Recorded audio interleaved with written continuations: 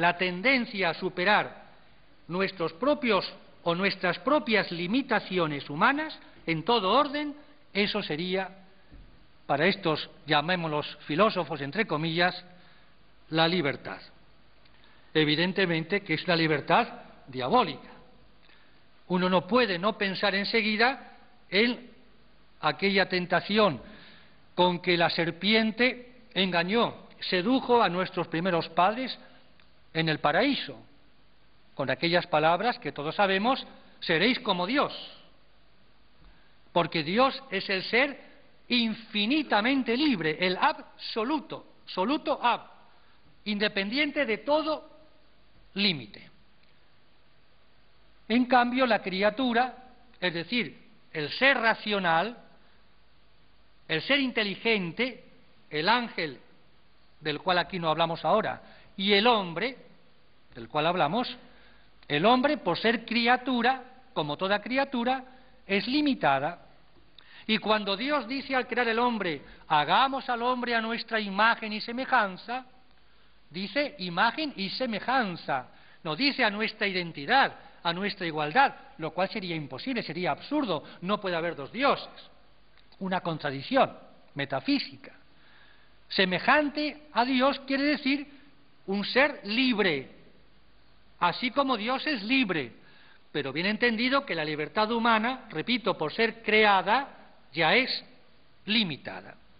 ¿Limitada por qué y por quién? Pues limitada por la ley natural y limitada por la ley evangélica, el plan de Dios, creador, redentor, santificador, glorificador. Limitada por el mismo Dios. Somos libres, sí, pero con una libertad relativa. Relativa en el sentido de limitada y relativa en el sentido en relación con Dios, primer principio y último fin. Quiere decir que en la medida en que nosotros progresemos en nuestra vida y usemos de nuestra libertad para hacernos cada vez más semejantes a Dios y vivamos esta semejanza, tanto en el orden natural como en el orden sobrenatural por la gracia santificante, en una palabra, cuanto más santos seamos, más libres seremos. Cuanto más nos acerquemos a Dios, más libres.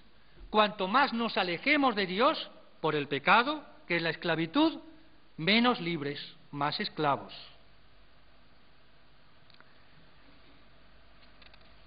Hay una libertad carnal, llamémosla pecaminosa. Es la libertad de la cual nos habla la Sagrada Escritura.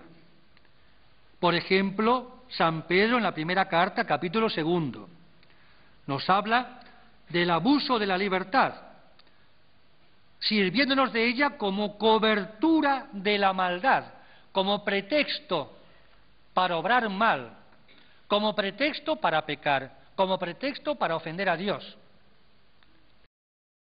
Esa es la libertad carnal. La libertad para el mal es la libertad carnal. Y Cristo precisamente vino a liberarnos del pecado, que es lo diametralmente opuesto a la verdadera libertad.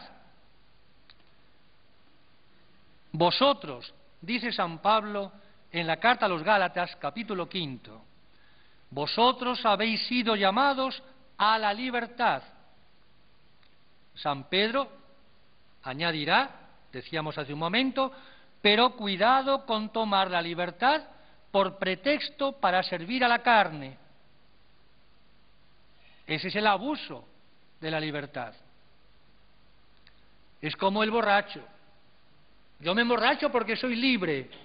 Es todo lo contrario. Te emborrachas porque no eres libre, porque eres esclavo del pecado. Eres esclavo del alcohol. Si fueses libre, como usted dice, no se emborracharía. ¿Se dan cuenta? Todos los pecados, todos los vicios capitales, desde la soberbia al orgullo hasta la pereza, pasando por todos los demás, la codicia, la avaricia, la gula, la lujuria, la envidia, etcétera, son los enemigos de la verdadera libertad. los que esclavizan al hombre, los que degeneran al hombre, los que destruyen al hombre, los que desnaturalizan, los que deshumanizan al hombre. ¿Quién nos recuerda, amados hermanos, la célebre y hermosa y conmovedora, tierna parábola del hijo pródigo del Evangelio? Ese pobre muchacho que quería ser libre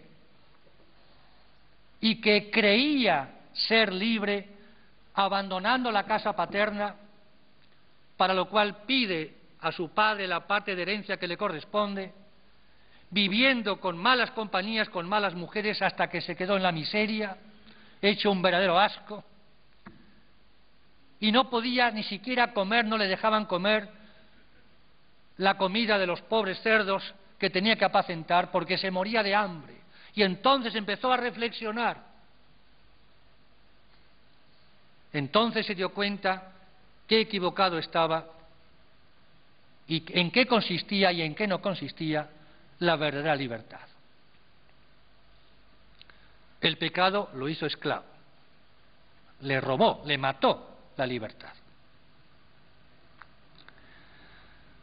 San Pablo dice: Cristo nos ha hecho libres para que gocemos de la libertad. Más claro no puede estar. Cristo nos ha hecho libres, es decir, como Dios nos ha creado libres, lo dijimos, y como hombre Dios, como Redentor, muere en la cruz, signo de la verdadera libertad, en el Calvario, justamente para liberarnos, nos perdona de nuestros pecados. Nos libra del pecado, nos libra del mundo, nos libra del infierno merecido por los pecados. Y Cristo, dice el apóstol, nos ha hecho libres para que gocemos, para que disfrutemos, para que saboreemos, para que vivamos en libertad.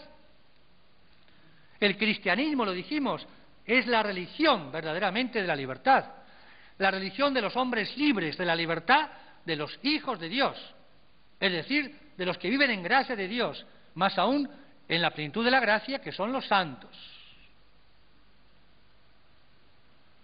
Una libertad conquistada a punta de lanza por Cristo, muriendo libremente en la cruz. Este es para nosotros, amados hermanos, no hay otro, el símbolo de la libertad. Cristo crucificado. No es la estatua de la libertad ni la mujer desnuda el símbolo de la libertad. Es la cruz de Cristo. Sin cruz no puede haber libertad, porque si yo no mortifico, si yo no refreno los apetitos desordenados de la carne, del orgullo, de las pasiones, soy esclavo de ellas. El que comete el pecado es esclavo y será siempre esclavo del pecado. Solo el amor a Dios nos hará realmente libres. Después de la libertad carnal, libertad del malicia o mala, dice el apóstol, existe la libertad buena, pero meramente natural o racional.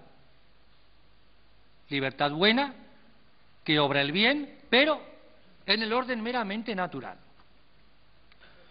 Consiste en vivir con honestidad y decencia, siguiendo las normas de una ética natural.